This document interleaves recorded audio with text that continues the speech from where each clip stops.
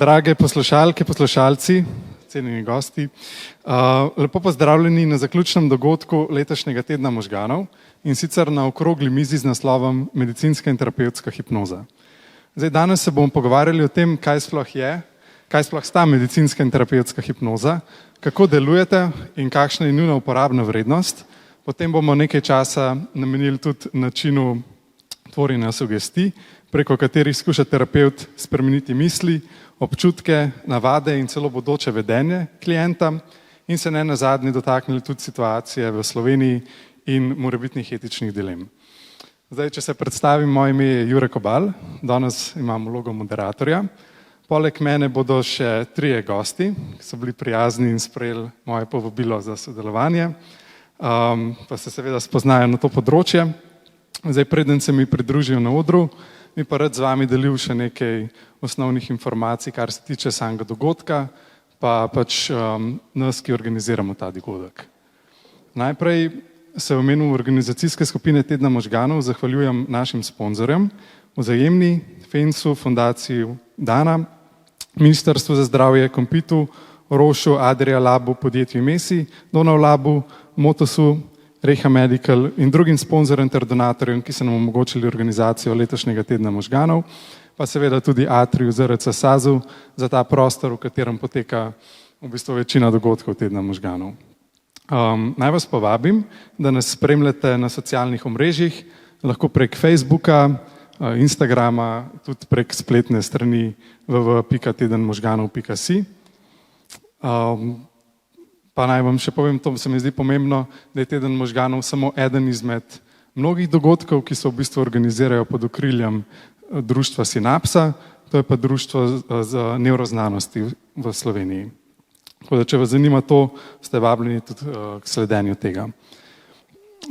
Vsi, ki organiziramo Teden možganov, smo prostovoljci, tako da, če nas želite podpreti, lahko to storite s prostovoljnimi prispevki, ki jih zbiramo pri mizi ob vhodu, tam od zadaj. Pa seveda v zameno za donacijo prejmete kakšno različno uporabno in lepo darila. Še ena stvar je, preden gremo na okroglo mizo, in sicer, če se vam bo med tem, ko bomo pač se pogovarjali, pojavilo kakršnokoli vprašanje, bo za to čas zadnjih 15 minut. Takrat bomo prebrali vprašanja, ki jih boste napisali, in sicer prek ene platforme, ki jo uporabljamo na Tednu možganov, ki se imenuje Slido. In tukaj morate iti na svoje telefone ali pa tablice, karkoli imate, vpišite geslo v brskalnik Slido in potem se z avtorizacijsko kodo #8423 prijavite noter. Skratka, malo dolg proces, ampak vseeno, #8423, mislim, da je tudi nekje tukaj okrog, evo tam je napisana ta koda, sam ne vem, koliko se dobro vidi, pa mogoče še na kakšni steni je nalepljena. Skratka, napišete Slido, avtorizacijsko kodo, postavite vprašanje, ki vas zanima, to vprašanje bodo videli tudi ostali in če jim bo všeč, ga bodo lajkali, na koncu bomo pač zbrali tiste, ki so najbolj popularne. Tako da, zdaj pa v bistvu vabim, da se mi na odru pridružijo vsi tri današnji gosti. In to so gospa Mojca Brezavšček, gospod Jure Jamnik, pa gospod Matej Srdinšek. En aplavz za njih. Kjerkoli želite.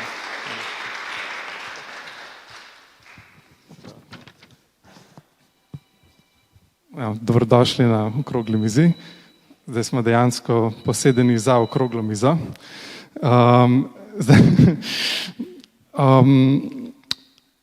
Zdaj, če bi začeli, tema je medicinska in terapevtska hipnoza. Ampak, če se zaenkrat osredotočimo mogoče samo na hipnozo, pa se bomo pa na medicinsko pa terapevtsko, je verjetno že vsak kdaj slišal za hipnozo, ki je v tem prostoru. Ampak, če bi 100 naključnih ljudi vprašali, kaj si predstavljajo pod tem pojmom, bi verjetno dobili precej različne odgovore.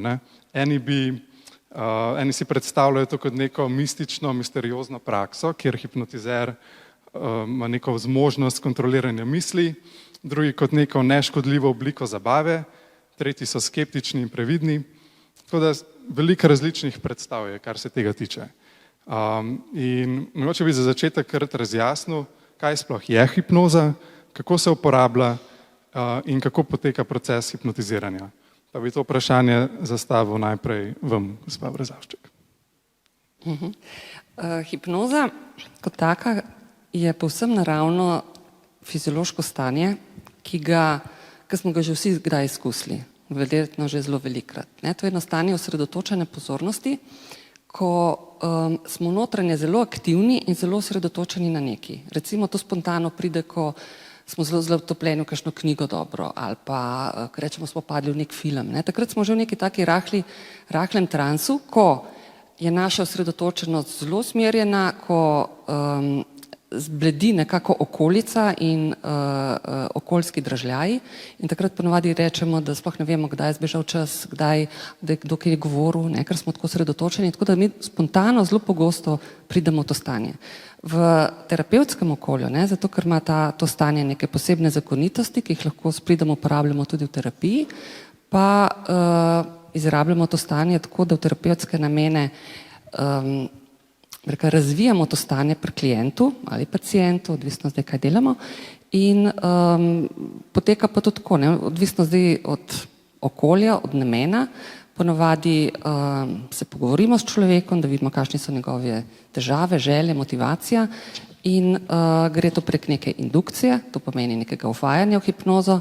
Včasih je bilo to, sigurno vsak že kdaj videl tele znihali, ko je bilo tako neka taka stara stvar, ko se je v hipnozo, to zdaj uporabljamo malo bolj sodobne načine tega uvajanja v hipnozo, posledi neko poglabljanje, tako da dosežemo nek nivo takega, da omogoča neko kvalitetno terapevtsko delo, sledi terapija pod hipnozo in na koncu človeka zbudimo iz te hipnoze. Če ga pa mi ne bi, se bi pa spontano sam, prej ali slej, ponovadi zelo hitro. Hvala za odgovor. Zdaj, to je gospa Mojca Brezavšček, to sem prej pozabil narediti, ker me je malo strah.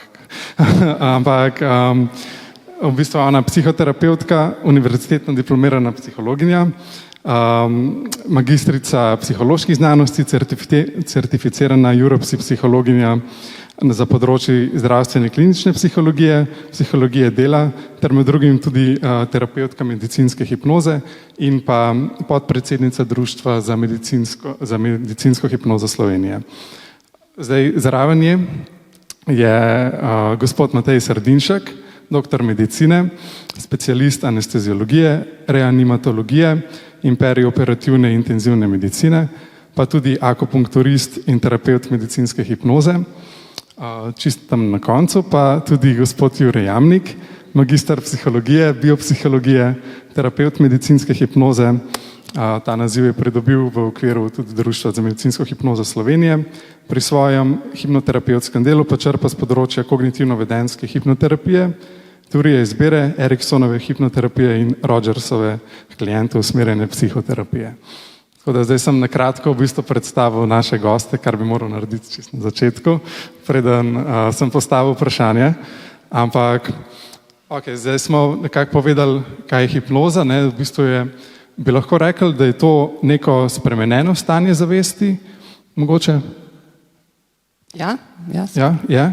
Pa omenili ste tudi, da mora biti oseba sproščena, potem a bi mogoče še druga dva kaj dodala?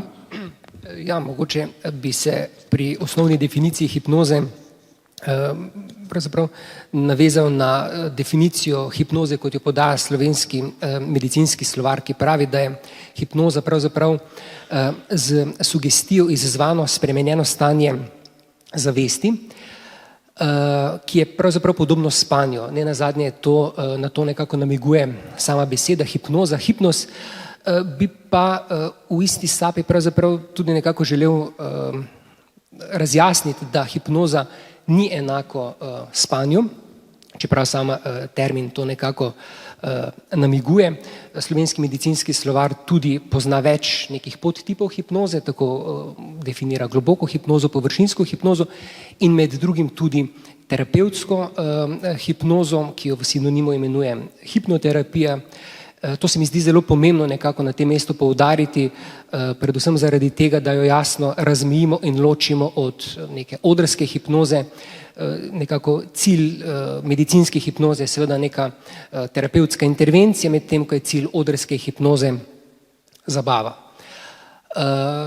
Kar zadeva to nekako spanju podobno stanje, je to pravzaprav stvar, ki se nekako vleče skozi zgodovino hipnoze, ko je James Braid pravzaprav nekako skoval tam sredi 19. stoletja ta izraz hipnotizem, ga kasneje skušal zamenjati za monoidizem, ampak nekako ta termin je pravzaprav ostal, gre pa vendarle za budno stanje. Mogoče še jaz dodam stvar, ki se mi zdi pomembna za razumevanje sploh terapevtskega procesa, da je hipnoza poleg te osredotočene pozornosti, o kateri smo govorili, je za to stanje značilna tudi povečana sugestibilnost oziroma odzivnost na sugestije. Sugestije lahko razumemo običajno v terapevtskem procesu kot neke predloge k določenim spremembam, k spremembam v mišljenju, k spremembam v motivaciji, v telesnem doživljanju, v doživljanju čustev. Načeloma smo, če smo za hipnozo dovzetni, v hipnozi na sugestije bolj odzivni.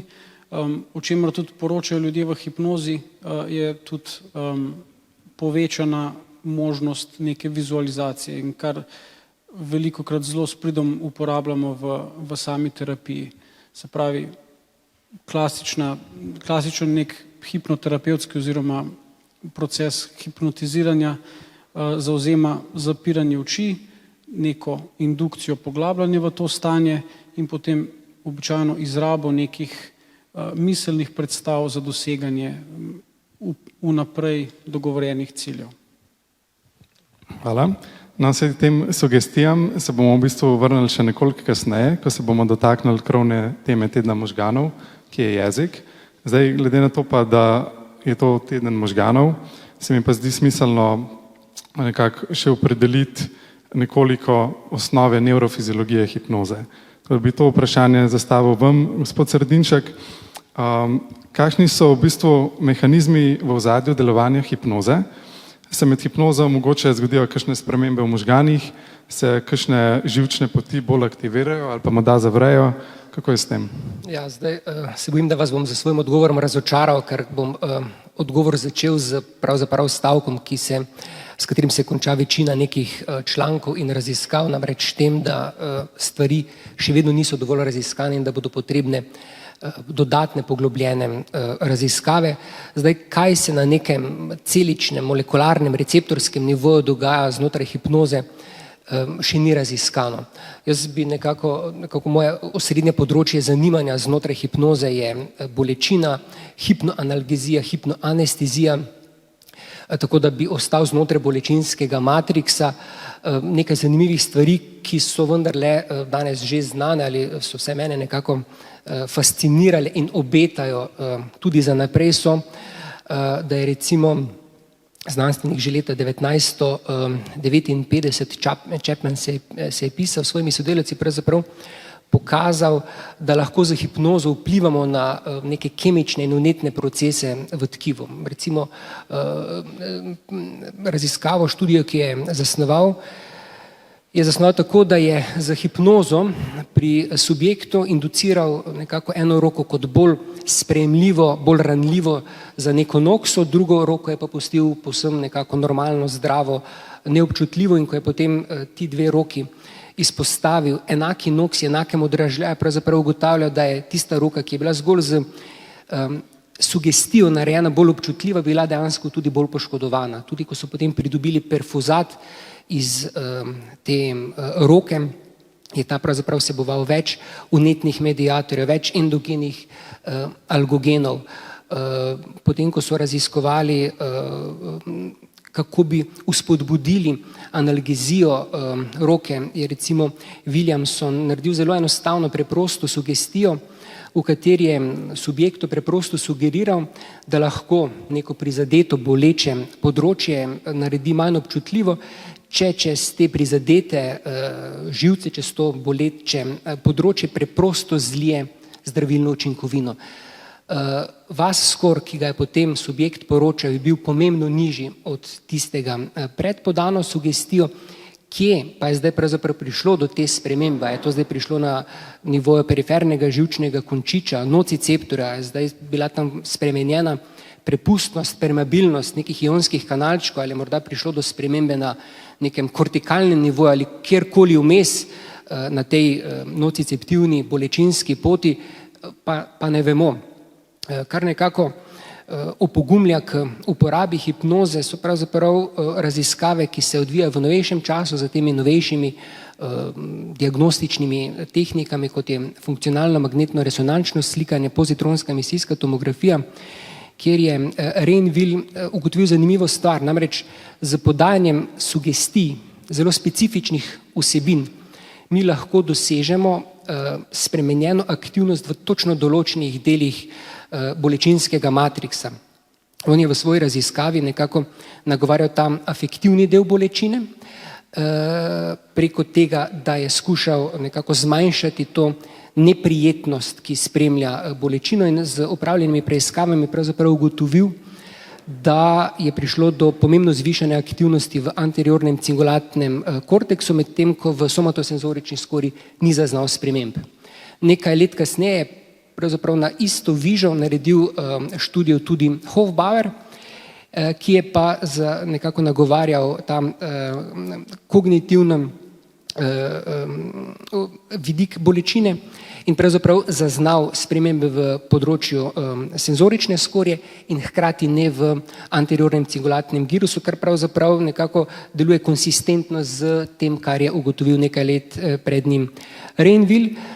Pa tudi, če ne govorimo o nekih specifičnih sugestijah, specifičnih vsebin, če govorimo čisto nasplošno o indukciji enega zelo enostavnega, preprostega transa, v katerem mi želimo doseči zgolj neko prijetno telesno sproščenost, čustveno razbremenitev, neko mentalno umirjenost, tudi pravzaprav z indukcijo tako preprostega transa, brez kakršnekoli intence delovanja na bolečino, mi lahko pomembno zmanjšamo bolečino. To je ugotovil Williams, ko je v bistvu preučeval elektroencefalogram in ugotovil, da je hipnoza ena izmed modalnosti, v kateri pravzaprav pride do spremembe v razmerju alfa in beta valov in pravzaprav pomembno vpliva na zaznavanje in percepcijo bolečine. Hvala. Boste še nadaljevali vi?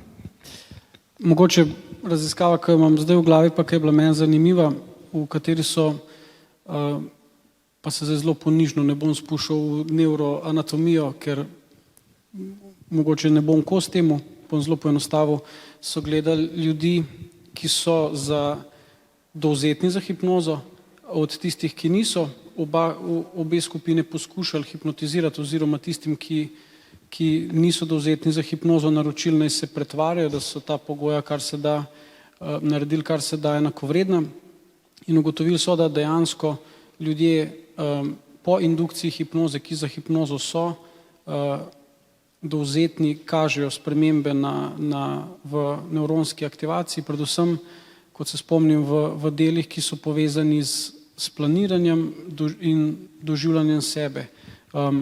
Oziroma doživljanjem sebe na način, da smo do sebe kritični oziroma da se intenzivno ukvarjamo s svojim samogovorom oziroma z vidikom, kaj določene stvari za nas pomenijo. Se pravi, zelo po domače povedano, v hipnozi smo pogosto manj kritični do določenih sugestij oziroma do določenih predlogov in zato na nek način tudi kognitivno bolj fleksibilni za mogoče drugačne poglede na določene situacije, kar predvsem s pridom izkoriščamo v hipnoterapiji. Kar je nekako mene kot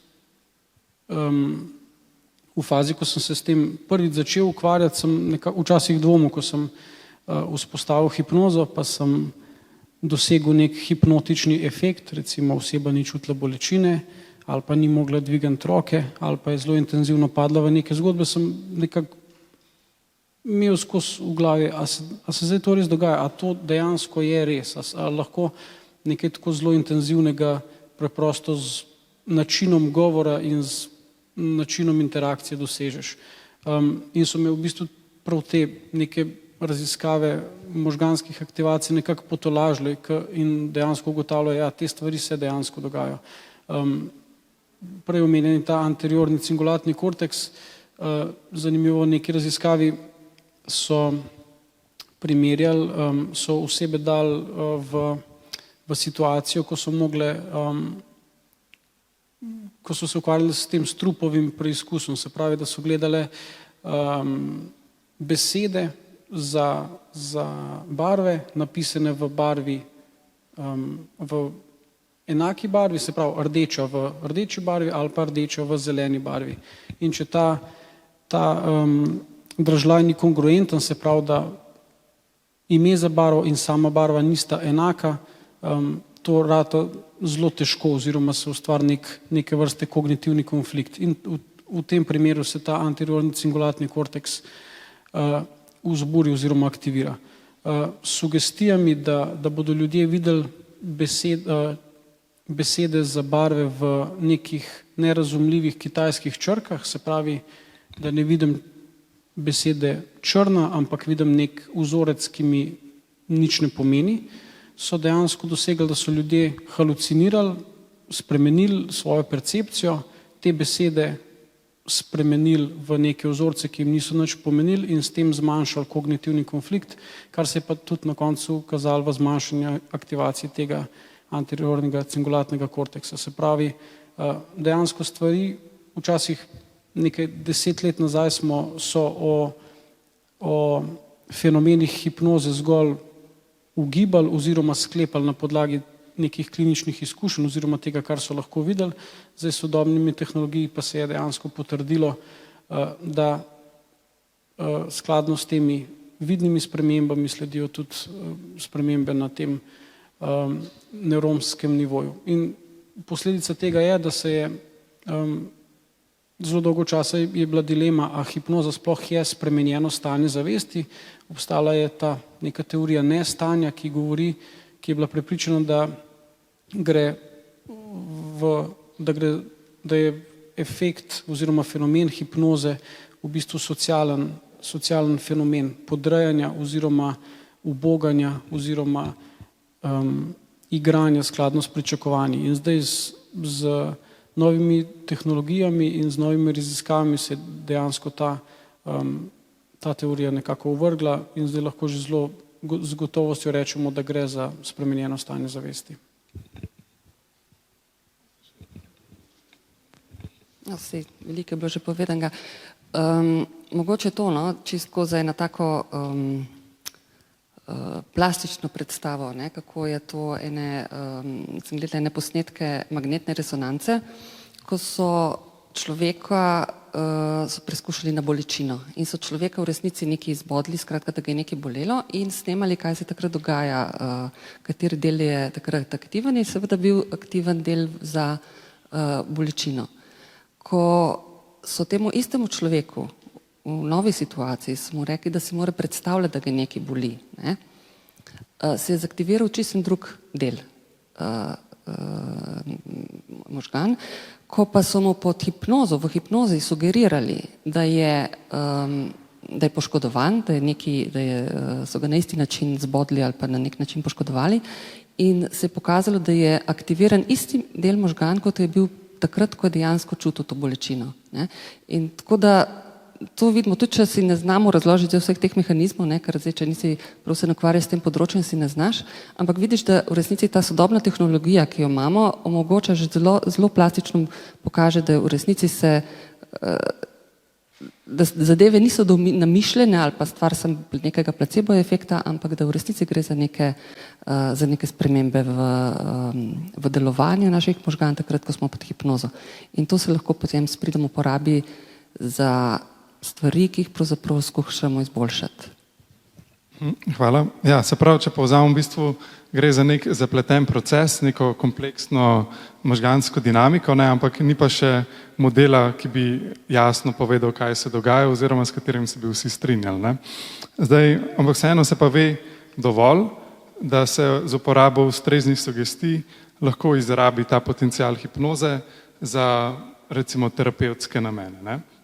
In potem bi se tukaj premaknil na naslednjo temo in bi mogoče tudi kar vi nadaljeval, gospa Brezavšček. Zanima me, katere so tiste klasične indikacije pa kontraindikacije za hipnozo. Se pravi, indikacije v smislu tista stanja, pri katerih se hipnozo uporablja, in kontraindikacije, kjer se reče, da v bistvu hipnoza ne bo učinkovita. Hipnozo lahko uporabimo praktično povsod, kjer stanji, s katerimi je povezana človeška psiha, kar je praktično skoraj vse. To ne pomeni, ne, zato tako malo diši, da je hipnoza ena čudežna tabletka, zdravilo za vse, ampak v resnici gre za to, da ni hipnoza tista, ki nekaj naredi, ampak je ta naš nek psihični potencial, ki ga imamo in ki ga s pomočjo hipnoze pravzaprav z nekim ustreznim terapevtskim delom znamo zaktivirati. Tako da, če gledate zdaj recimo neke strokovne knjige, ne, ki obravnavajo uporabo hipnoze, vidiš, da pravzaprav je na praktično vseh področjih, od skoraj vseh zdravstvenih stanj do raznih psiholoških stanj. Tako da tukaj je praktično neomejeno skoraj, no? Sem tam, kjer ima psiha, kjer je povezana. Ključna pri temu, ne, seveda motivacija človeka. Če nekdo ni motiviran za nekaj, ne, dostikrat se zgodi, da bi nekdo, ne vem, žena rada pripeljala moža, ker bi rada, da neha kaditi ali pa da neha piti ali pa nekaj drugega, ne, in dokler ni to človekova motivacija, tiste osebe, ki bo šla skozi ta proces, to ne bo nikoli delovalo. Ne? Tako da to je en tak ključen dejavnik, ki je pomemben. Drugo je pa to, seveda, da so nekatera stanja, v katerih ni priporočeno delati s hipnozo, in to so razna psihotična stanja, epilepsija, mogoče pri starejših, ki težko razumejo ali pa slabo slišijo, to teže delati, ne? Tako da drugače pa to pravzaprav lahko na vseh področjih. Je pa res, ne, da to ne pomeni, da lahko vsak dela na vseh področjih. Ne. Velja to, da pravzaprav terapija, ki poteka pod hipnozo, zahteva neko dodatno znanje, ne samo znanje hipnotiziranja oziroma spravljanja človeka v to stanje. Tako da, če v osnovi nisi doma na področju, ki bi ga obravnaval, potem to ni etično, da bi delal. Ne. Tako da jaz si predstavljate, da bi, ne vem, jaz šla popravljati zobe pod hipnozo, ne. Človeka bi že znala hipnotizirati, ampak zobe bi bili pa bolj slabo popravljeni, ne. In tako velja tudi za vsa druga področja. Tako da to na nek način, da ti si še hodil.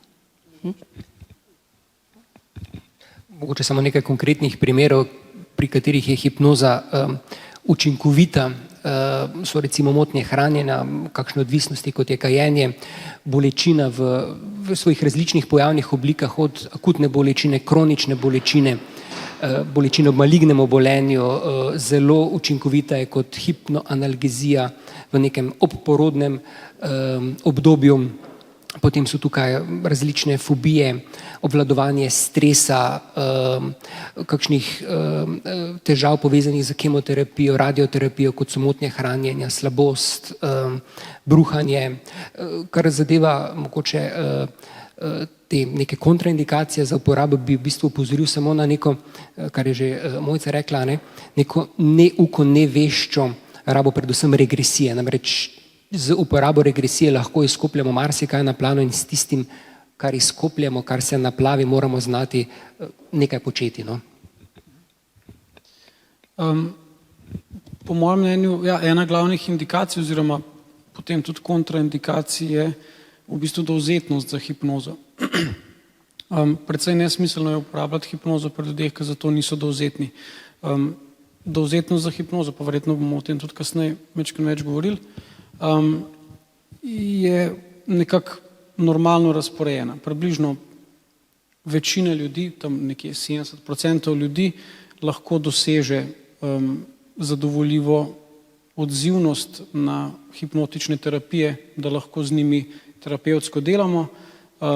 Manjši procent, recimo 15% ljudi, je premalo odzivnih na hipnotske sugestije, da bi bilo z njimi smiselno delati, oziroma je bistveno bolj smiselno ta čas in trud uporabiti za kakšne druge terapevtske tehnike. Približno 10 do 15% ljudi je pa zelo dovzetnih za hipnozo in lahko doseže pod hipnozo tudi določene težje hipnotske fenomene, kot so recimo halucinacije, hipnotična amnezija, se pravi, da nekaj pozabimo, da nekaj vidimo, kar tam ni, da nekaj slišimo, kar tam ni. Določen procent ljudi tudi to zmore. Mogoče, ja, če se tudi dotaknemo strokovnosti oziroma uporabe psihologije, zelo dobro je, da se hipnoterapeuti zavedamo nekako svojih omejitev, kar jaz rad ljudi, ki iščejo pomoč hipnoterapeuta, je, da ni toliko važno, da je človek hipnoterapeut, bolj je važna tista njegovo ozadje, a je zdravnik, a je psiholog, a je psihoterapeut, ali pa je konec koncev mesar, kar tudi v Sloveniji lahko in tudi imamo mesarja, ki je hipnotizer. In mogoče čisto, ko sem glih danes videl na Facebooku reklamo, hipnoza je poslanstvo in da je za uspešen hipnoterapeut ima poslanstvo, ne pa akademsko ozadje. Ne? Na to se velikokrat igra, dejansko pa to ni čist res. S hipnozo načeloma se lahko in je smiselno se ukvarjati oziroma jo uporabljati za vsa področja, kjer uporabljamo psihoterapijo. Se pravi, vse, kar lahko v psihoterapiji delamo, lahko delamo tudi s hipnozo. Zdaj, če nimamo dovolj psihološkega znanja, da bi nekako postavili neko diagnozo, da bi razumeli človeka, ki je pred nami, potem tudi če znamo hipnotizirati, te hipnoze ne bomo učinkovito uporabljali. In dejansko lahko je pa to tudi konec koncev nevarno. Jaz se strinjam, ena večjih teh nevarnosti je brskanje po spominu, regresija, včasih gre ta regresija, mogoče ste to že zasledili, tudi v prejšnja življenja, do česar sem jaz zelo skeptičen, ampak zanimivo, ljudje se dejansko spomnijo svojih prejšnjih življenj, kar nam zelo plastično pokaže, da v hipnozi, kar je tudi eden od teh mitov, v hipnozi se ne spomnimo stvari 100%, ne odpremo neke skrinjice, kjer kot na televiziji pogledamo svoj spomin kot film. Dejansko v hipnozi se zelo enostavno spomnimo stvari, ki jih nismo doživeli. Je pa ena značilnost priklica spomina v hipnozi to, da ga pa vzamemo kot zelo resničnega. To so naredili v raziskavah, ko so ljudem namenoma vsadili nek lažen spomin in so ga potem s hipnozo vzbudili oziroma potegnili ven in mislim, da okrog 90-95% ljudi, tudi kasneje, ko sem jim povedal, to ni tvoj spomin, to smo ti mi za namen raziskave vsadili, tega niso sprejeli. Se pravi, ko so enkrat s hipnozo nek spomin potegnili ven, so se ga zelo držali oziroma ga zelo osebno vzeli. In se lahko predstavljate, recimo, če smo majčkeno nerodni, kar v hipnozi smo pa za take stvari sploh dojemljivi, če majčkeno nerodno vprašamo, če majčkeno s svojimi vprašanji damo vedeti, kaj želimo slišati, ali pa če stranka že pride z nekimi prepričanji, kaj bi z njo bilo lahko narobe. Lahko potegnemo ven marsikaj, kar se dejansko ni zgodilo. Tako da uporaba oziroma brskanje spominov s hipnozo se strokovno načeloma odsvetuje. Ker za točnost spominov imamo druge psihološke metode, recimo kognitivni intervju, ki je dokazano poveča točnost priklicev, medtem ko s hipnozo se ta točnost ne poveča oziroma se včasih celo zmanjša. Tako da marsikaj se s hipnozo da, važno je pa, kdo to dela in a ta človek pozna svoje meje in omejitve. Okay, hvala. Bi nam lahko prosim predstavili kakšen zanimiv primer iz svoje prakse? Ste se ga lotili, pa se je v bistvu pa niste verjeli, da se bo dobro išlo, a pa vas je potem na koncu presenetili? Ja, ko sem jaz začela delati s hipnozo, imaš en kup enega znanja, ampak si ne čisto zaupaš. Ne? In bereš sicer take primere, ko se je to so, pa to se je zgodilo, ne? In se ti zdi, ok, to so tisti, ki že ful bolj znajo. In zato je, ko sam naletiš na nek tak primer in vsak verjetno v svoji praksi, če to dela, prej ali slej pride do tega, si res, mislim, jaz sem bila velikrat zelo fascinirana, presenečena sploh nad podtekom, pa nad to, da se je ob moji pomoči to nekaj zgodilo. Tako da teh primerov je zdaj se nabralo kar veliko, prav takih dramatičnih je nekaj, večina je takih neka izboljšanja v vsaki smeri, ampak recimo, če pomislim en primer, ki je tako zelo ostal v spominu enega fanta, 15-letnika, ki je imel po poročanju njegove mame migrene od 4. leta naprej. In to tako hude migrene, da je pravzaprav celo šolsko obdobje zelo veliko manjkal. Bil je na vseh mogočih pregledih, vseh mogočih terapijah in ta migrena pač nekako ni izvenela in se ni nič ni spremenila. Nekje so dobili eno priporočilo, da bi mogoče probali s hipnozo in da je v ozadju mogoče nek dogodek iz preteklosti, ki bi lahko tukaj bil. No? Tako da jaz sem tega fanta vzela, bila tako zelo skeptična, ker bi rekla zdaj, da zdraviš migreno, kar tako s hipnozo, nisem imela takih primerov, no ampak ok, sva mi da delala, fant je bil zelo dojemljiv, zelo hitro šel v zelo globoko stanje, kar pravzaprav ni tako pogosto in sva dejansko pol delala neko regresijo in z nekim napotkom, da ne gre v tisto stanje, tisto starost, ko bi bili lahko razlogi za to te njegove migrene. No in je on prišel tako nazaj do tam stanja dojenčka, leto pa pol, je rekel, da je star in no pa se pa pogovarjaš, kaj je zdaj tam v tistem obdobju, no in on reče črn moški. In meni prvi moj, ko sem to slišala, vtis je bil, sem se kar prestrašila, se nekaj spolne zlorabe ali ne vem, neka taka, kad dobiš tako omenjeno, ne. No in na nek način sva pol tisto, tako kot se v terapevtskem delu to situacijo obdelala, z nekega odraslega stanja, v katerem je v tistem trenutku on bil, tisto situacijo v tistem obdobju zgodnega otroštva in ok, to je bilo to. No? In potem sva imela še 2-3 terapije, ki so se pa bolj dotikale drugih stvari, tako da jaz mislim, da je bila ta prva ključna. No, ko sem govorila z njegovo mamo, je povedala, no, ko sem rekla, ja, on je omenil starost leto pa pol, ne 4 leta, kot so po njihovem, ampak je rekla, saj mi v resnici ne vemo, kdaj se je to začelo, ker tudi pri 4 letih, ko je on tako imel konstantno te napade, bruhanje in glavobole, tako majhen otrok niti ne zna povedati in dolgo niso niti pomislili na migrene. In je pa rekla, ja, da v resnici v tistem obdobju, ko je bil star 1 leto, se je strašno bal enega svojega strica, s katerim sta zdaj velika prijatelja, ampak takrat kot dojenček je bil pa to zgleda nekaj strašljivega v njegovem življenju.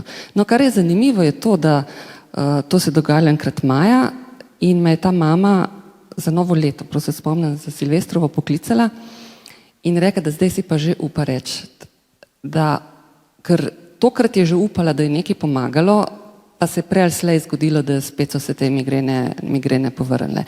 No, on pa potem skoraj po 1 letu v resnici ni imel niti ene migrene več. In tudi zdaj pol sva še malo v kontaktu, od takrat je zdaj že nekaj let in nima nobene migrene. Tako da jaz zdaj, mene je to res čisto fasciniral ta primer, no, ker se ga nisem znala niti tako razložiti, ampak vidimo, kakšna je moč človeške psihe, kakšen potencial ima v negativnem smislu, oziroma kako naša psiha neke rešitve najde za sebe, ki nas lahko zelo bremenijo v življenju in če znamo to na nek način, kako bi rekla, sanirati, lahko povzročimo to pozitivno spremembo. Tukaj spet ni bila hipnoza tista, ki je ozdravila migreno, tako da jaz ne bi rekla zdaj, da s hipnozo se da vsako migreno pozdraviti, zmer je to, da mora biti najprej preverjeno čisto zdravniško, da ni tukaj kaj drugega v ozadju, ampak vidimo, kakšna je reč moč tega našega psihičnega potencijala, ki ga, če ga znamo izrabiti na prav način, lahko povzroči velike spremembe. Ne, to je bil en tak najbolj dramatičen primer. Ne, pa teh primerov, ki bi jih v resnici lahko našteval takih, no, ki bi bili zanimivi, ampak da nam predolga. Ne. Ja, sem imel v svojih hipnotskih začetkih podobne težave kot Mojca in verjetno kot vsi. Imel sem pa to srečo, da je pravzaprav prva pacientka v ambulanti za terapijo bolečine bila iz tistega spektra sugestibilnosti, kjer je pravzaprav že v prvi, drugi seansi bila popolnoma amnestična za celotno seanso. Res globoko mi je v spominu ostalo, ko sva nekako želela krepiti njeno samo podobo. Zaradi nekega mobinga na delovnem mestu si je ona pravzaprav na mojo sugestijo prispodobe nekega mogočnega drevesa izbrala magnolijo. To mi je bilo čisto fascinantno, ampak bila je sugestija podana v smeri, da naj bo to neko drevo, ki zanjo pooseblja to neko mogočnost, neko stabilnost, neko nepremagljivost in ki ga pogosto srečuje, zato da se ta nekako sugestija pogosto utrjuje. Kot rečeno, ona je bila za celotno hipnotsko seanso popolnoma amnestična, čeprav sva imela dober raport tekom same hipnotske seanse. Jaz nekako na koncu hipnotske seanse vedno dopuščam prostor za posthipnotski pogovor. Kdaj je ta komu potreben, spet drugič ne, nikakor ga pa ne forsiram. In nekako to pustim in ko se naslednjič vrne k meni, se ta ista situacija na delovnem mestu ponovila, spet je bila poklicana k svojemu nadrejenemu, kjer je se pogovor vedno zaključil z njenimi solzami. Tokrat je rekla, je bilo pa čisto drugače, on spet začne s tisto svojo stalno zgodbo nadvlade in mobinga, rekla, in mene samo preplavi en občutek vijolične barve, rekla, začutim tiste svoje noge, ki so bile prvič stabilno na tleh kot korenine nekega mogočnega drevesa, počakam, da on opravi svoje, se zdere na meni in na koncu ga vprašam še kaj, brez solza odidem. To mi je bila ena taka fascinantna zgodba, sem za njo zelo hvaležen, da se je zgodila v začetku hipnotske poti, ker ti nekako da elan za naprej, ker kasneje sem imel tudi ljudi iz tistega nasprotnega spektra, pri kateri sem pravzaprav bil precej neučinkovit in neuspešen, večina se jih je pa zvrstila nekje vmes. Kasneje me je pot potem iz te ambulante za kronično bolečino zanesla tudi v nekako porodništvo, ki je nekako trenutno moj glavni okupator prostega časa, ki ga lahko namenjam hipnozi. Tukaj sem nekako začel svojo ženo in pravzaprav nekako uspel prikazati pri njej, kako lahko ukanimo možgane, tako da je pravzaprav bila izkušnja poroda zelo prijetna in neboleča. Poskušal sem se kakšnega spomniti, kjer najbolj mi pridejo v spomin kakšni taki preprosti, recimo, ko kakšen otrok zelo dolgo ni upal v šolo zaradi strahov pred sošolci, pred ocenami, potem te pa njegova mami pokliče, po tistem srečanju je pa šel in je bil ful zadovoljen. Takih zgodb se je kar nekaj nabral, na take sem mogoče najbolj ponosen. Včasih mogoče taka zanimiva, ki se je kazala v nekem dosežku, tako da sem ga lahko spremljal na televiziji, pa videl, pa je bil merljiv v obliki neke medalje športne, je en smučarski skakalec prišel k meni, oziroma mislim, da je trener ga nekako poslal k meni, pa sva mi da potem začela naprej delati zaradi težave, da mu je samo to, ker jaz to v skokih in v športu na splošno nimam pojma. Ampak za to, da s hipnozo pomagaš, velikrat ne rabiš imeti osebne izkušnje določene stvari. In ta fant je imel težavo s tem, da mu je, mislim, da desna noga nekako vižala preveč v desno in ne glede na to, koliko se je trener na njega drl, ne glede na to, koliko si je on prednje skočil, rekel, bom to nogo tišal bolj noter, bolj je tista noga ven molila in enostavno je moja teorija bila, da je to napako na začetku začel delati in jo je na začetku je ni popravil in potem jo je več 100-krat na tak način naredil in to se mu je nekako zakorenilo v nezaveden del njegovega doživljanja in nekako ni imel več dostopa do teh občutkov oziroma ni znal najti tega nevromišične povezave, da bi v tistem trenutku, ko bi želel to nogo, dal na svoje mesto. In poskušal sem zelo rad delam na tak način, da čim več teh odločitev prepustim klientu, ker načeloma, tako kot je bil primer z Magnolijo, redko kdaj smo sami lahko toliko inovativni ali pa učinkoviti pri sugestijah kot prav klient sam za svojo težavo. In v hipnozi sem tega fanta, sem ga peljal na to odskočno mizo in kako je odskočil in potem sva tam ustavila ta posnetek. In on je sebe gledal, kako je v zraku in kako mu tista desna noga štrli tja, kamor ne bi smela.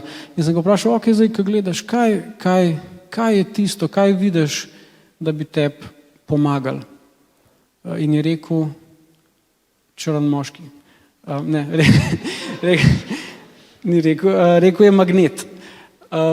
In ja, magnet je rekel, očitno meni se je to zdelo mogoče smešen, ampak se je rekel, ok, zdaj si pa predstavljal, da imaš dejansko nek magnet, ki ti te noge potegne glih prav skupaj, da ti popolno pristaneš. In je to stvar odigral, parkrat so to stvar še odigrala v mislih, dodal je temu magnetu neko barvo, mislim, da neko ime, dodala sva, kako si on ta magnet prižge, načeloma neke stvari, ki vam jih zdaj razlagam, si mogoče mislite, ok, to je pa malo smešen, ampak ja, dejansko na koncu je pa delovalo in se je ta težava zelo hitro in zelo učinkovito odpravila, kar se je kazalo tudi na rezultatih.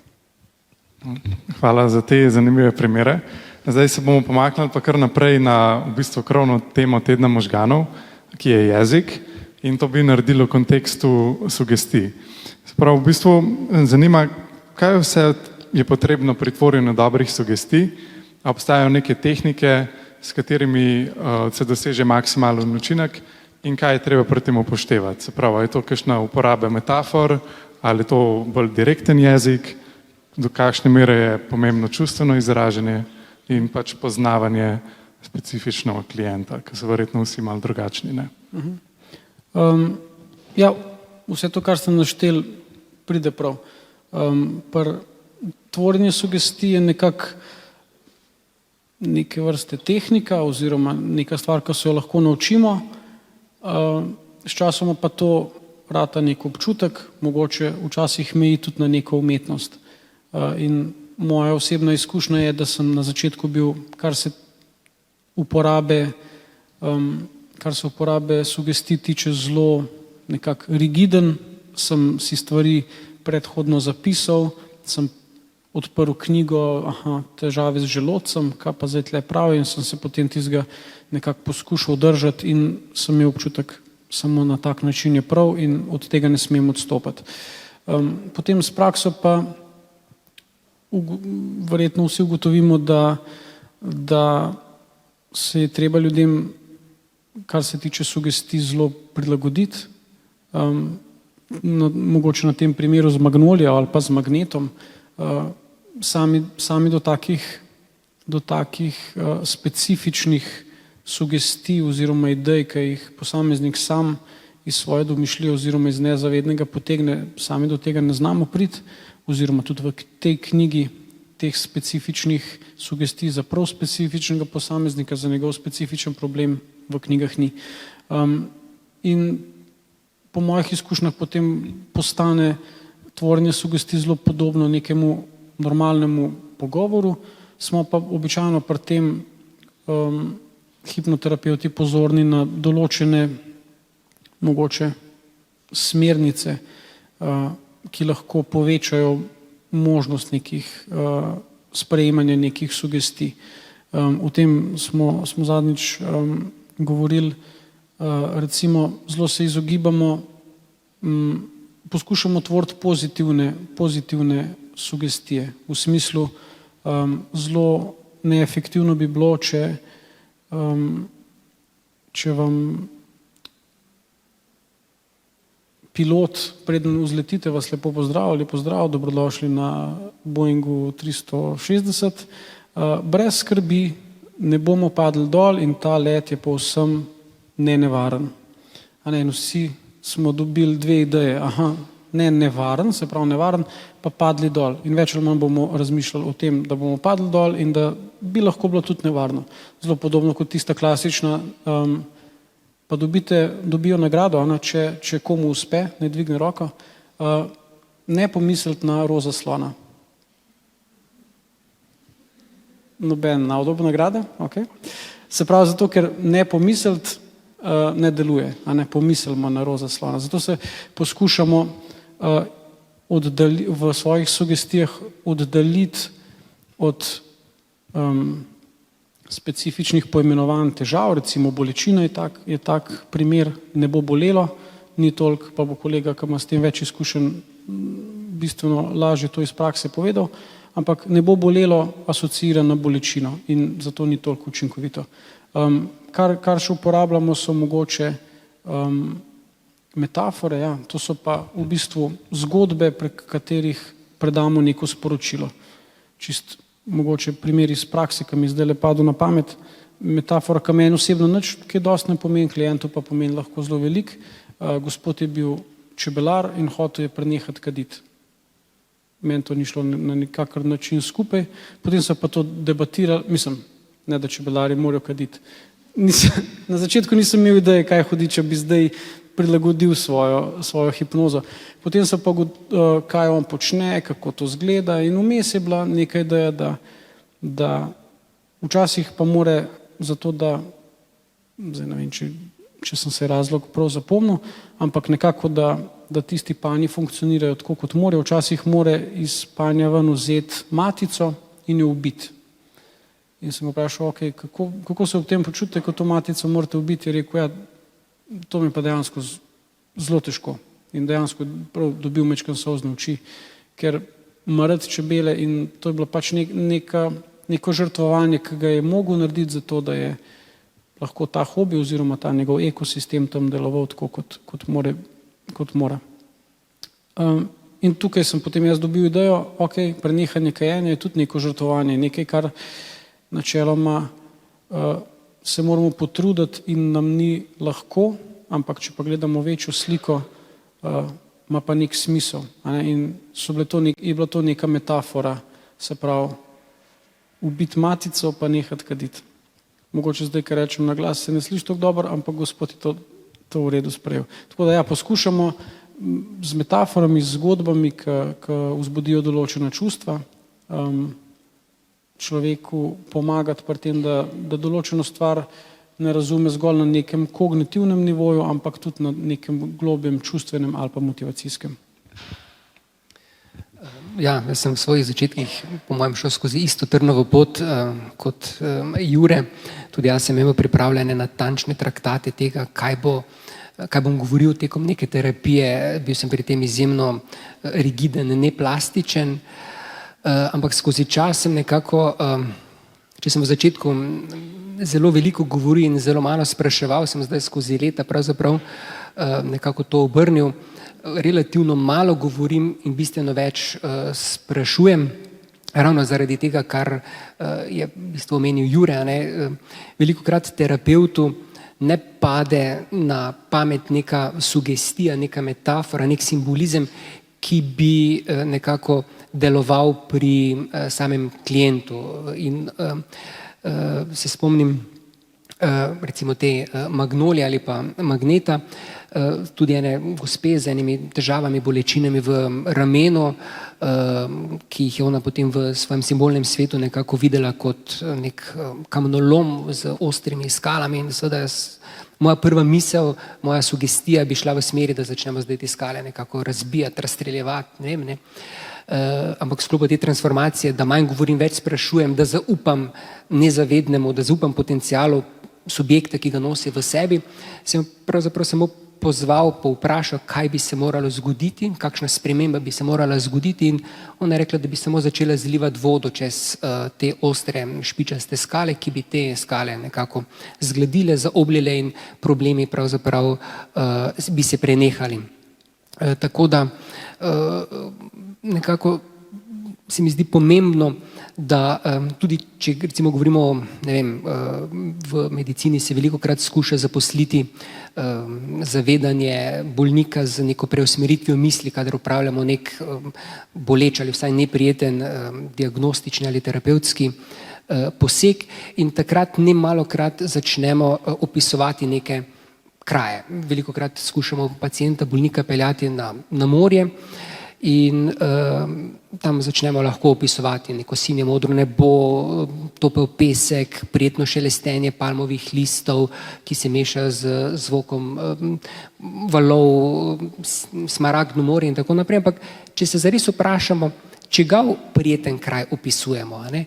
Opisujemo pravzaprav kraj, na katerem bi se mi počutili prijetno, zadovoljno. To sem sam počel toliko časa, dokler pravzaprav se na eni taki plaži pacient, ki je bil pred mano, ni poškodovan, in ga seveda ta moj opis nikakor ni pomiril. In tukaj sem nekako spoznal, da je res pomembno, da nekako začnem upoštevati pacienta, klienta, da z njim vzpostavljam raport, se pravi, da vse skozi preverjam, a mi sledi, a nekako je tam, kjer bi jaz želel biti, in nekako, ker se sam pogostokrat potem znajdem v tej dvojni vlogi, na eni strani kot zdravnik moram strokovno opraviti neko intervencijo, hkrati bi pa seveda želel, da bolnik ob tem ne trpi, da odplava v nek svoj svet, in ta problem po večini rešujem na način, da bolniku samo zastavljam vprašanja, ki jih pravzaprav začenjam s črko K. Kje si, kdo je s tabo, kako se počutiš, kaj tam vidiš, kaj tam slišiš, in velikokrat niti ne pričakujem odgovorov v zameno. Prvič zato, ker to nekako moti mojo pozornost, drugič pa s tem dopuščam, da pravzaprav bolnik doživlja ta nek svoj intimen kraj v polni meri, ker enostavno ne rabi poročati o tem kraju, o teh doživljajih in občutkih meni, in ga lahko bistveno bolj nekako doživi. Zame pa v bistvu to, kje je, kaj počne, kako je, ni pomembno. Zame je pomembno samo, da je njemu prijetno, kar pravzaprav v nekih rednih intervalih tudi preverjam. In tako kot je Jure že izpostavil, velikokrat se nam nekako zgodi, da v vnemi pomoči pravzaprav ne pazimo na izbor besed, in zagotovo stavek, ki ga pogostokrat slišim, stisnite zobe, bolelo bo, a ne, ni najprimernejši za to, da nekomu olajšamo stisko, recimo pri vzpostavljanju intervenske poti. Sam, kadar recimo zbadam arterijo, kar je praviloma relativno boleč poseg, če presodim, da bolnik potrebuje arterijo, jo nastavljam še v budnem stanju, preden bolnika uvedem v anestezijo. Sem nekako zdaj skozi čas izoblikoval nek sklop besed, ki se mi precej obnese. Nekako bolniki mi ne izmaknejo roke, gre pa za to, da si vzamem 30 sekund, morda minuto, da nekako pridobim njihovo notranjo motiviranost, njihovo notranjo motivacijo, da oni želijo, da jim jaz nekako spostavim to arterijsko linijo, ker vedo, da bom s tem imel natančen in takojšnji vpogled v njihovo stanje, v njihovo fiziologijo obtočil, in bom v bistvu lahko takoj interveniral, in nekako ta pojasnilno dolžnost moje intervencije opravim z besedami, da bi želel vzpostaviti ta kanal, ki mi bo omogočal, da bom od utripa do utripa vedel, kako je z njim, kar mi bo omogočalo, da bom vse spremembe hitro zaznal in ustrezno ukrepal. Ta poseg, postopek ni najbolj prijeten, se bom pa potrudil, da bo hitro minil. In zaenkrat se mi to dobro obnese. Ja, glede sugestij, ne, to je ena cela umetnost, kako jih pravilno postavljati. Tudi ko se učimo terapevti, ne, je to en tak bolj dolgočasen del, ko je en kup enih principov, ki jih moraš osvojiti in enih pravil, ki pa jih potem seveda, tako kot ste že vidva omenila, ne, na začetku zelo razmišljamo o njih, potem pa z kilometrino to tako ponotraniš, da če bi te kakšen vprašal, niti ne bi znal povedati, kje principe zdaj uporabljaš. Kar je pomembno, mogoče pri teh sugestijah, no to, kar ste rekla, negiranje, ne, to je ena taka stvar. Mi, ko rečeš, ne misli na roz zaslona, ne, moramo najprej vzpostaviti eno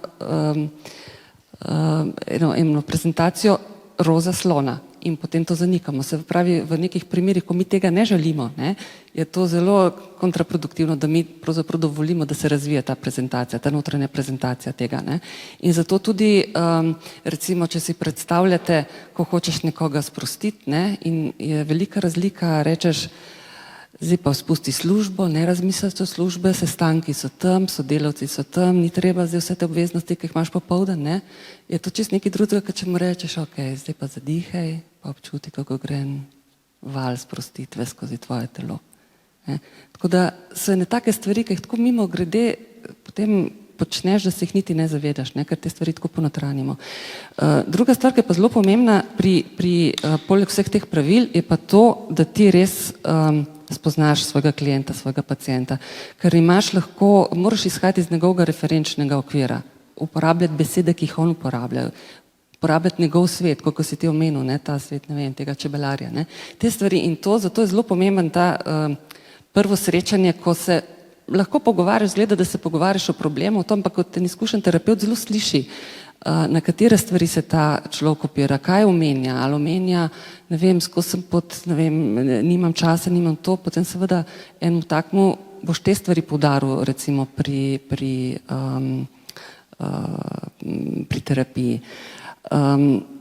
Spreminjati zorni kot, percepcijo problema, ki jo ima, je zelo pomembna in tukaj so tudi besede, ne, recimo, mogoče en primer ene klientke, ki je šla na postopek umetne oploditve in v zvezi s tem je imela ona en zelo specifičen problem, mogoče ni tako redek, no, ampak ponavadi predvidevaš prej druge stvari, ampak njo zelo žrlo, da si ona ne zasluži tega otroka, ker pač ne gre vse po naravni poti, ne, da itak je to treba zdaj nekaj umetno narediti.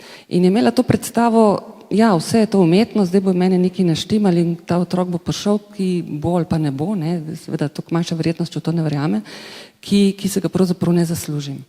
In ko smo mi dve delali, ne, smo spremenile to tekom terapije, ne, da pravzaprav vse, kar poteka, počne ona sama in partner, vse je njuno telo, njune spolne celice, njun trud, njun genetski material. Vse, kar je tukaj tega umetnega, je tako pikica na i. In ta pikica na i, mi vemo, kaj pomeni pikica na i, ne? Ponavadi to neki tisti najmanjši detalj, ki je pomemben, ampak v celi sliki je še veliko drugega. In s tem si ona uspela spremeniti to svojo notranjo reprezentacijo tega, svojega doživljanja tega. In je pol čutila eno veliko olajšanje, zdaj je tudi že srečna mamica, zdaj ne vem, to verjetno bi poteklo čisto možno, tudi brez tega zelo dobro, ne, tako da si tle ne bi delali nekih iluzij, da to pomaga, ampak naš miselni proces, naše razumevanje lastnega problema je zelo pomembno in kako ga naslavljamo tekom terapije, tukaj zahteva zelo veliko kreativnosti in zelo veliko izkušenj v smislu razbrati strani pacienta, kar je pomembno. No, če se vrneš mogoče k jeziku, ne, tle jezik, to, kar ste omenila, ne, jezik metafor, to je jezik hipnoze, ne, hipnoza je tako velika stvar desne hemisfere, ne, ni leve, kjer je razumska, analitična, ne, ampak tukaj je svet prezentacij, čustev, metafor, občutkov in zato je jezik, ki ga mi uporabljamo in sugestije so pogosto oblikovane, tako če bi nekdo poslušal, kar malo pravlično lahko, ne, ni nič tako egzaktnega ponavadi, ne, ampak to je jezik, ki ga mi razumemo v tistem stanju in ki nas v tistem stanju doseže. In zato je to tisto, kar pravzaprav povzroči želeno spremembo v čemerkoli, ali vedenju, ali čustvih, ali v motivaciji za nekaj, ali v rezultatih nekega notranjega dogajanja. Tako da tukaj to je, o teh sugestijah in jeziku bi v resnici lahko zelo dolgo govorili. Ok, hvala. No, preden se posvetimo vprašanjem publike, mogoče čas še nekaj minut za eno vprašanje glede situacije v Sloveniji. Pa me zanima v bistvu, kakšen je pogled medicinske in psihološke stroke na hipnozo in odpravljanje ali pa umiljenje težav z njeno uporabo. Pač ali gledajo na to z navdušenjem ali s posmehom, morda z dvomom, pa zakaj mislite, da je temu tako? Zdaj, kako je to v splošni strokovni javnosti, bi rekla, da je oboje. Je od teh, ki imajo to za en čiračara, do teh, ki so se poglobili v te stvari, ki temu zelo zaupajo, ki prepoznavajo moč in potencial tega in znajo to tudi pravilno umestiti, ne? Da to ni neka čudežna metoda, ampak je lahko nekaj, kar lahko zelo učinkovito dopolni zdravljenje ali pomaga pri drugih problemih. Zdaj, če bi rekla, kakšno je zanimanje, ne? Glede na to, recimo, koliko imamo mi pri tečajnikov, ne? Ki se zanimajo in ki pridejo na izobraževanje iz medicinske hipnoze, na Društvo za medicinsko hipnozo, tukaj sprejemamo to zdravnike, psihologe, psihoterapevte oziroma sorodne poklice, skratka nekdo, ki ima že neko predznanje z teh področij, je zanimanje v resnici zelo veliko. In tudi, če greš, ne vem, na kongrese po svetu, na evropske, svetovne, je tukaj v resnici v bistvu si prav začuden, koliko je to v resnici se že umestilo čisto v te take resne inštitucije, strokovne inštitucije. Jaz recimo sem bila na enem izobraževanju v Angliji iz hipnoze, iz hipnoterapije in takrat, ko sem bila tam, je celo pri njih zdravstvena zavarovalnica omogočala 4 terapije, ki jih je plačala zdravstvena zavarovalnica. Tako da to mislim, da pridobiva zelo pomembno mesto tudi v splošni javnosti, kar pa predstavlja neko nevarnost. In zdaj vidimo, da recimo tudi v Sloveniji, tako kot posod po svetu, je zelo veliko raznih tečajev, vikend tečajev, hipnoze, kjer se ljudje naučijo hipnotizirati, s čimer ni v resnici čisto nič narobe.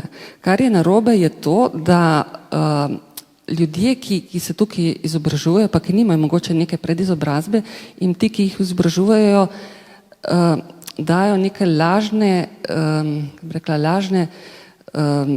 potencial, česa so sposobni. Ne? Nekdo, ki je, tako kot si rekel, mesar, nič ni narobe, če se mesar tega uči, ne? Ali pa vodoinštalater, ali pa tudi, ne vem, kemijski inženir, ampak da ve, da pravzaprav ne more posegati na neka področja, ker tam nima enega znanja. Ne?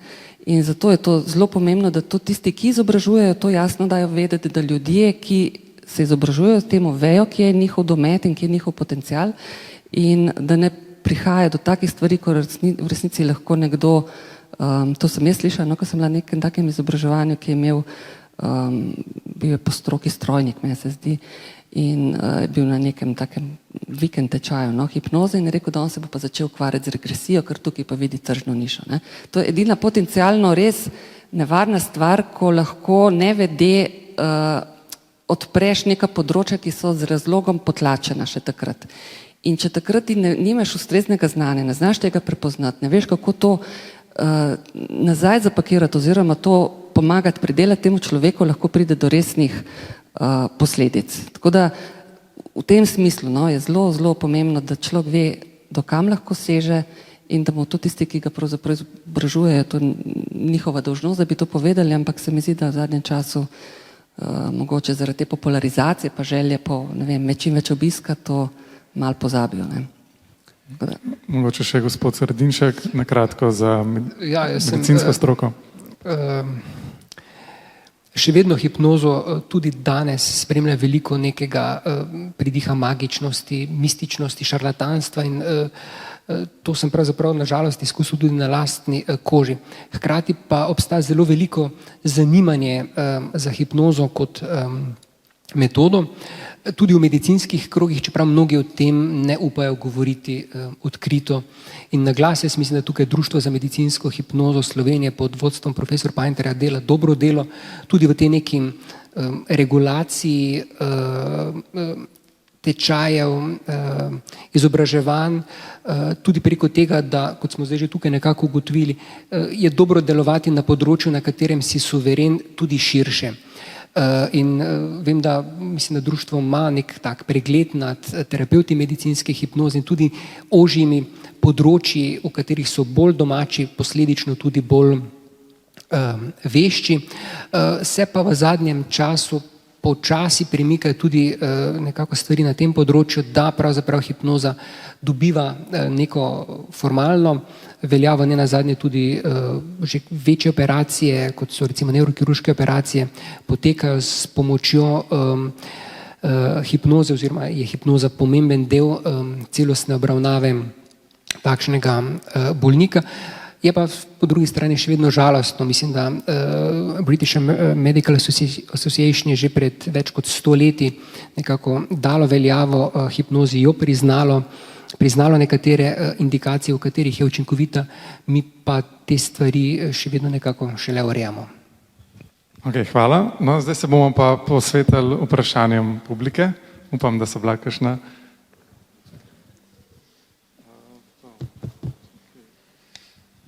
Največ lajkov ima. Ali bi lahko rekli, da je tudi meditacija vrsta hipnoze, oziroma kakšna je razlika med njima? Kdorkoli. Ja, če je meditacija kot vrsta hipnoze, sem prav razumel? Ja, v bistvu zgodovinsko gledano je nekako pomemben človek v napredku hipnoze bil James Braid, ki je pravzaprav ugotavljal, veliko preučeval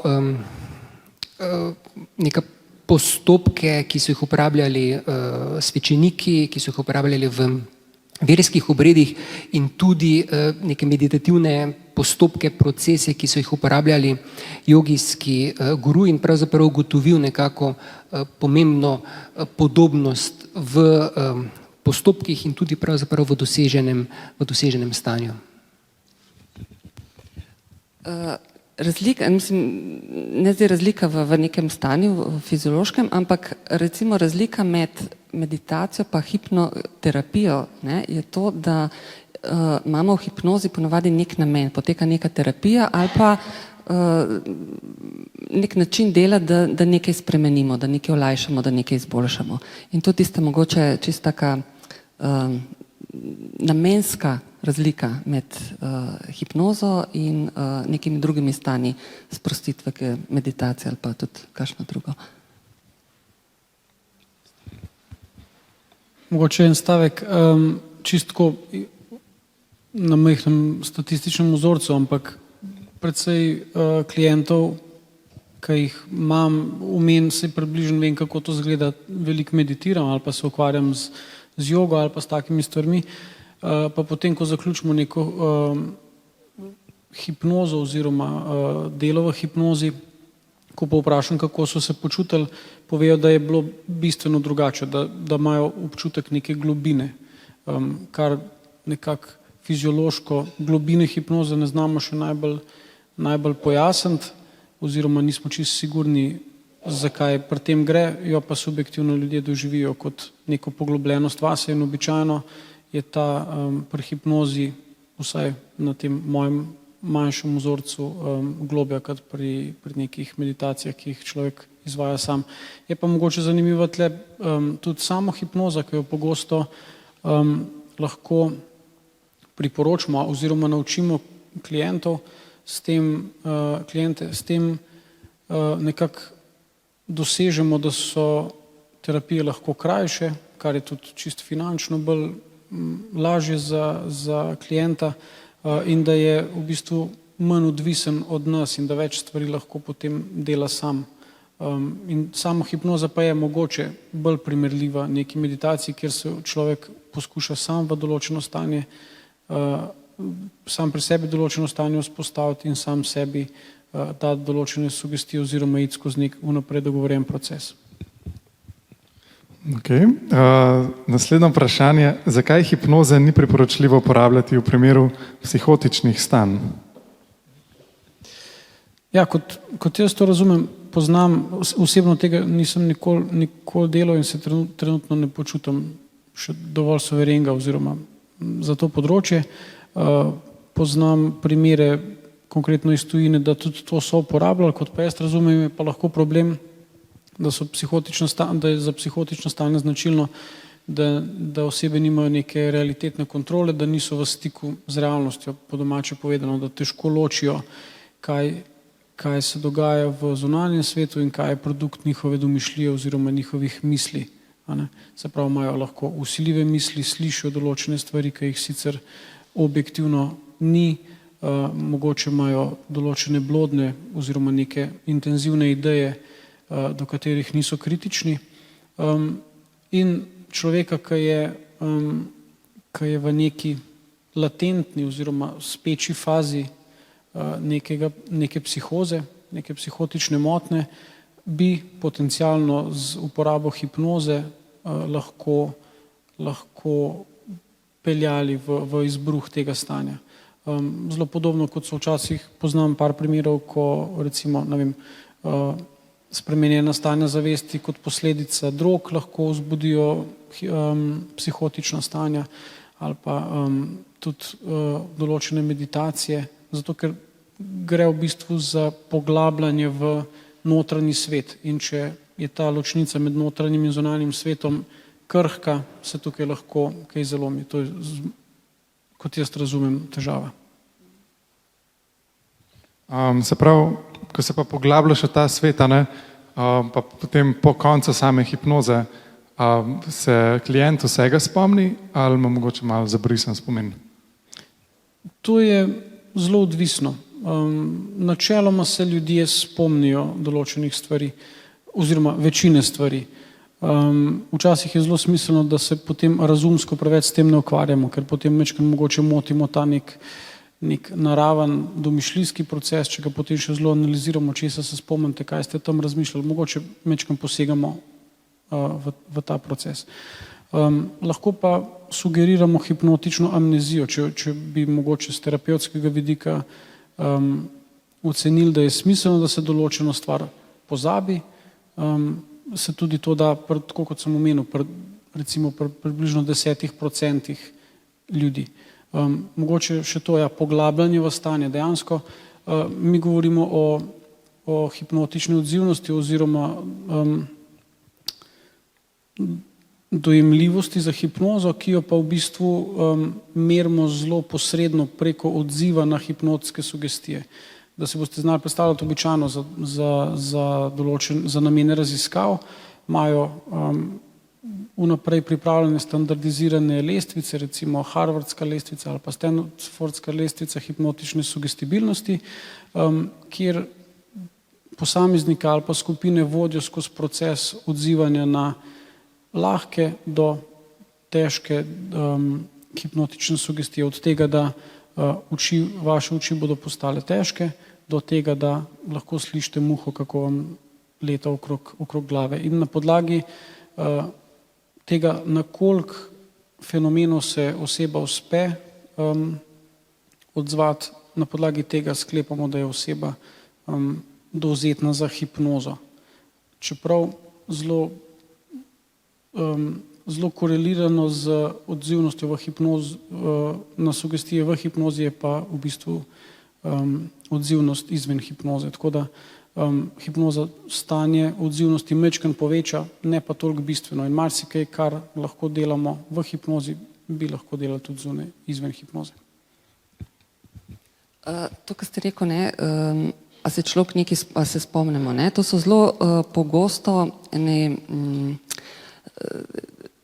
napačne predstave, kako hipnoza izgleda. Mi iz filmov ali pa iz otorske hipnoze se velikokrat ustvarjajo neke napačne predstave, kakšni smo mi v hipnozi. In velikokrat si ljudje predstavljajo, da je to neko stanje, ki si skoraj v nezavesti, nič ne slišiš, ne vidiš, ker imaš zaprte oči, nič se ne spomniš. In je zelo pomembno, da se s klientom prej zelo pogovorimo o teh pričakovanjih, ker lahko to moti, ker če sem jaz recimo terapevt vodi terapijo skozi neko indukcijo poglabljanje in se jaz skozi sprašujem, kako jaz pa še zmer slišim, pa še zmer vem, da sem v tej sobi, se skozi v bistvu se skozi malo preganjaš in se skozi ven mečeš in se pravzaprav ne moreš prepustiti, ne moreš sprostiti. Tako da te mite, ki jih je v zvezi s hipnozo zelo veliko, je zelo fajn predebatirati in razložiti, prav z namenom, da se lahko klient zaupa, da se lahko prepusti in da se ne sprašuje vmes, a je to prav ali ni prav, a bi mogel tako, a bi tako, kar lahko pol moti cel proces in pravzaprav ne dosežemo tistega učinka, ki bi ga želeli. Zdaj sigurno pa kdaj pride nekdo k vam, ki je tudi na tistem spektru zelo malo sugestibilen, ne? Kaj v takem primeru v bistvu njemu razložite, da ni primeren za hipnozo, ali se ga vseeno lotite pa mogoče spremenite tehnike? Ja, zdaj tako treba vedeti, da obstaja cela vrsta teh testov, nekih takih nalog, ki jih recimo klient pod vodstvom naredi in potem se vidi, koliko je sugestibilen, koliko je hipnotibilen. Ampak vse to zahteva čas. In praviloma v terapevtske namene tega ne izvajamo. Ne? Mi imamo človeka, ki pride, ki ima neko težavo in z njim začnemo delati. In kjer pride, ne? Ampak običajno nek pozitiven efekt zmerije. Tako da nekako eno pravilo je, da to pravzaprav se s tem ne ukvarjamo zaradi tega, ker zapravljamo dragoceni čas, ampak način, kako delamo, ima pa lahko vseeno nek učinek. In potem, zdaj preden človek pride, oziroma preden začnemo z njim delati, težko ocenimo. Ne, velikih takih, ki pride in rečejo, meni se pa ne bo dalo hipnotizirati, jaz se ne morem tako sprostiti. In so potem sami nad sabo presenečeni, kako globoko pride mogoče že v prvi terapiji, ne, sploh pa vseh naslednjih, ko se že malo udomači v situaciji. Tako da tukaj delamo na ta način, ne, izvajamo terapijo. Če se izkaže, da nekdo, da se ne more, ne, to so dostikrat tudi ljudje, ki se težko sprostijo, težko spustijo kontrolo, ne, ker tle moraš na nek način se malo prepustiti. In če vidimo, da ta način dela ne gre, pa pač to spremenimo, delamo na drugačen način, ne. Ampak v resnici, čisto v praksi, v klinični praksi tega se terapevti tega praviloma ne poslužujemo. Tukaj je potem še eno vprašanje glede hipnoze pri otrocih pa odraslih. Se pravi, v bistvu kakršnakoli razlika, verjetno je otroke, ne vem, je težje ali lažje, verjetno imajo večjo domišljijo, ampak vseeno manj besed razumejo. Ne? Ja, otroci seveda delaš na drugačen način. Otroci so praviloma izjemno dojemljivi za tako terapijo, za sugestije. Čisto, če bi gledali po starosti, ne, smo v starosti od 9. do 13. leta najbolj dojemljivi za delo s hipnozo. Tako da z otroci se da fino delati, so zelo dojemljivi, se pa dela na drugačen način. Ne? Njim praviloma ne povemo, da gre za hipnozo, ampak jim povemo neko pravljico, se z njimi pogovarjamo. Tudi pri odraslih, če bi gledali odraslega pod hipnozo, je običajno tako, da je zelo sproščen, sedi, leži na nekem ležalniku ali pa fotelju in če bi ga gledal, deluje, kot da spi, tako sproščen, ima zaprte oči. Otroci so zelo redko tako. In so velikokrat celo tako, da odpre oči, se malo sprehodi, gre malo do mame, pride nazaj, v resnici pa skozi v hipnozi. Tako da kot terapevt moraš biti malo zvežban za delo z otroci, uporabljaš seveda, tudi se z njimi prej pogovoriš, ne vem, od tega, kako je ime njihovim prijateljem, pa bratcem, sestrcem, kjere risanke radi gledajo, kjere like in potem vidiš, kjere stvari so v njegovem svetu pomembne. In te stvari uporabiš potem v hipnozi. Ne? Jaz dostikrat recimo uporabim, ko potem za neko težavo razviješ neko zgodbo njemu prilagojeno in za tiste like uporabim imena, ne vem, najboljše prijateljice ali pa tistega, ki ga on občuduje ali pa nekega lika iz risanke, ki je v tistem obdobju zanj popularna. Ne? In tako se zelo, zelo hitro poistoveti s temi stvarmi. Ne? Pa otroci, ne, vsak ima otroke, pa tudi ve, ne, da kolikrat je to, ko oni gledajo risanke ali pa nekaj na televiziji in ne sliši nič, ga ljudi lahko 100-krat pokličeš, pa ne bo slišal. Ne? In običajno mislimo, kako seveda noče zdaj, da ga zvabimo proč od tiste risanke. Ampak v resnici tako z lahkoto padajo v trans takrat, da v resnici največkrat v resnici ne zaznavajo okolice. Ne? Tako da z otroci v resnici se da zelo dobro delati.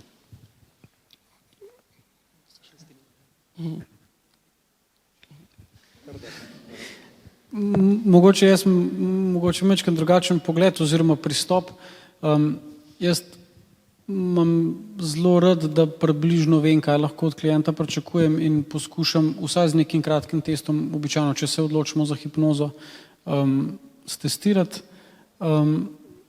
ker imam občutek, da klienta, ki je zelo nedojemljiv, v bistvu lahko nekako razočaramo oziroma je bistveno bolj, se strinjam, prilagoditi njegova pričakovanja in biti zelo jasen glede tega, da mogoče hipnoza za njih ne bo ta rešitev, ki so jo predvidevali. In obstajam načeloma, če smo terapeuti prilagodljivi, lahko poleg hipnoze delamo z drugimi pristopi, ki so lahko ravno tako učinkoviti. Z otroki pa se strinjam, je delo drugačno, je včasih huda improvizacija, kot pa poznam raziskave, pa pravijo, da dejansko otroci načeloma so bolj dojemljivi za hipnozo oziroma za odzivnost na sugestije, ko se pa v adolescenci to stanje oziroma ta dojemljivost nekako utrdi, je pa potem zelo rigidna skozi celo življenje. In mislim, da so delali neke študije, mislim, da je bilo približno 25 let razlike, ko so, se pravi, najprej merili neko hipnotično odzivnost, pa čez 25 let je bila ta korelacija zelo visoka. Se pravi, načeloma to zelo težko spremenimo. Tudi poskušali so z različnimi treningi hipnoze, se pravi, da bi človeka natrenirali, da postane bolj dojemljiv, pa pri tem ni bilo nekih hudih uspehov. Tako da načeloma je to neka dana lastnost, ki jo lahko uporabimo za pozitivne spremembe. Včasih pa lahko tudi za negativne, če gre za neko, kot temu lahko rečemo, negativno samo hipnozo. Človek je zelo dovzeten za prevajanje določenih idej v svoje somatske odzive, lahko tudi sam si povzroči bolečino, lahko zelo intenzivno doživlja kakšna čustva, si lahko v glavi naplete scenarije, ki ga zelo prizadane oziroma ki ga omejujejo. Tako da taki ljudje imajo hkrati lahko velike koristi od hipnoze, lahko imajo pa tudi negativne učinke te svoje negativne samohipnoze, če teh svojih misli oziroma notranjega sveta ne obvladajo najbolj. Hvala. Zdaj pa nažalost napočil čas, da zaključimo z našo okroglo mizo. Se mi zdi, da smo vse lepo, vsaj osnove dobro pokrili. Zdaj, hvala vam, da ste si vzeli čas, pa da ste delili svoje znanje pa izkušnje. To smo za vas tudi pripravili neka darila, pa en velik aplavz, prosim, za naše goste. Hvala.